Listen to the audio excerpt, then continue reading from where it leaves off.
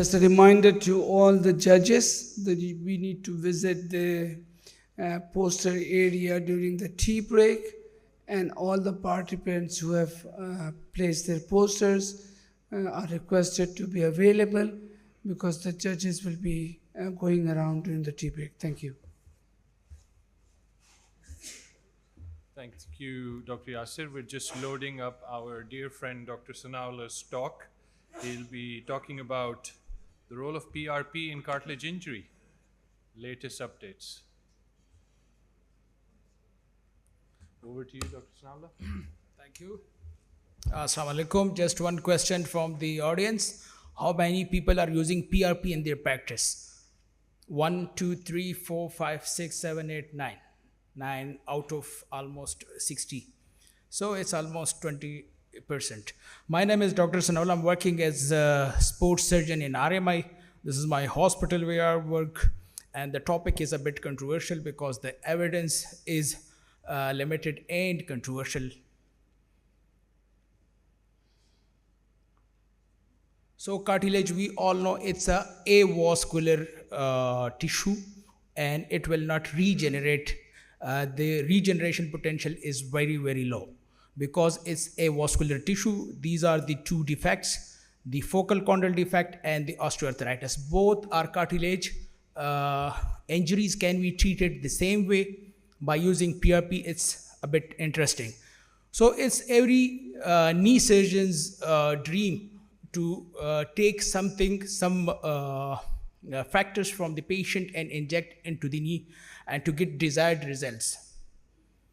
So there are three options. The PRP, BMAC and stem cells already extensively discussed in the previous talks, and the PRP and the BMAC are generally less manipulated, so they are generally approved, while stem cells, we take it, we culture it and we take it to the lab, so they are not widely approved.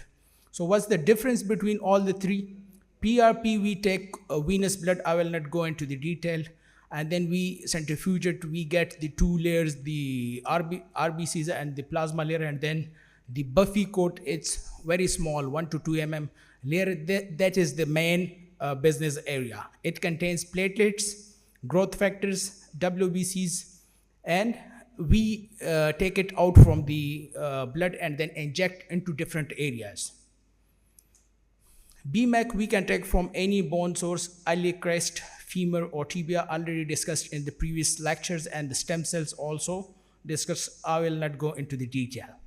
So the question is, in the cartilage, it's a biological problem. So why we are treating it by mechanical ways? Can we treat it by biologics? So it's a question. Like if we take an example of rheumatoid arthritis, there are multiple joints involved and we never treat it by multiple joint replacement.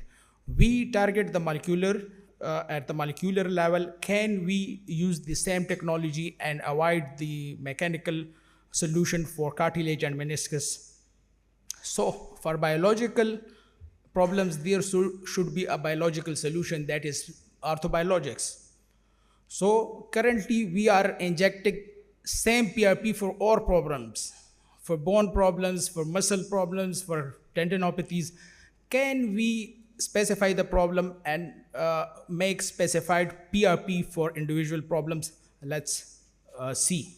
So first we should identify the problem, whether it's inflammatory problem, with its traumatic problem, whether it's degenerative or any other primary cause, and then we can specify the PRP according to the problem.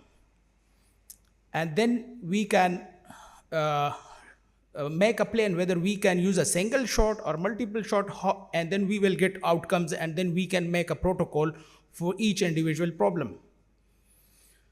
So talking about the indications, processing and application, there is no consensus. So one main point is there is no consensus on indication, processing and application because the data is limited and does not allow for comparison. So there is no consensus on number of spin. The single spin will give you the plasma type of PRP, the two spin will give you the buffer type, the Buffy code type PRP, the RPMs, the time of centrifugation and the activation, these are all controversial.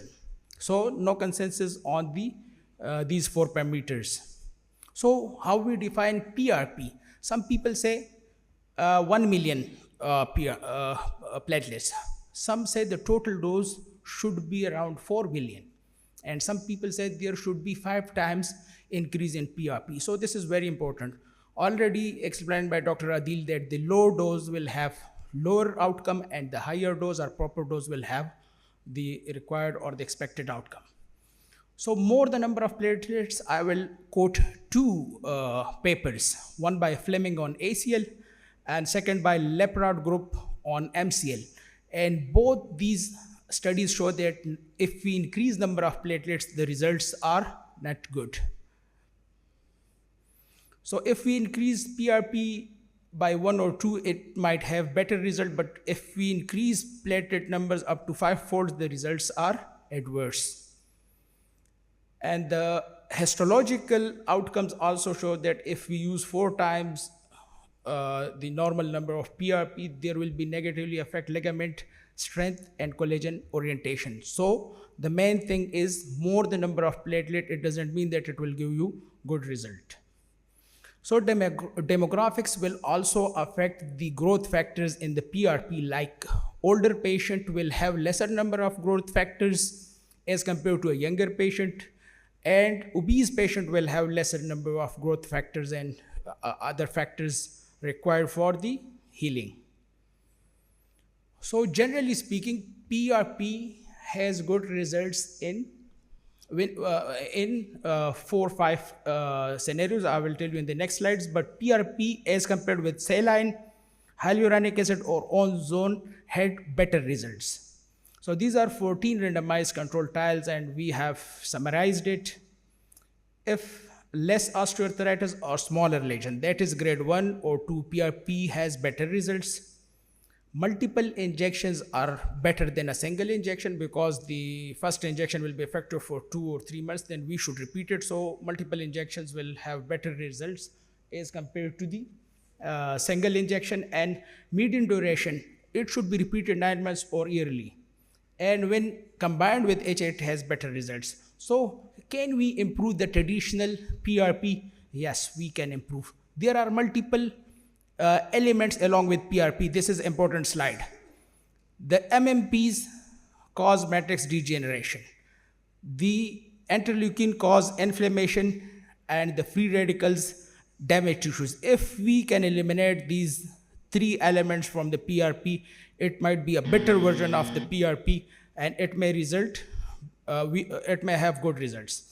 Can we make specified PRP? Yes. If we want to make cartilage, as I said earlier, there should be specified PRP for cartilage. So if we block VGF, we can block vessel formation and we can get at the end better cartilage as compared to if we have VGF.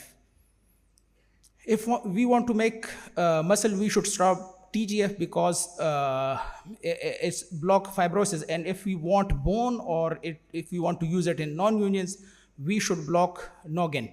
So the take-home message is we should identify the primary problem, whether it's inflammatory, degenerative, traumatic, and then whether it's cartilage or muscle or bone, and then we can make we can customize PRP and we might have better results at the end. Thank you.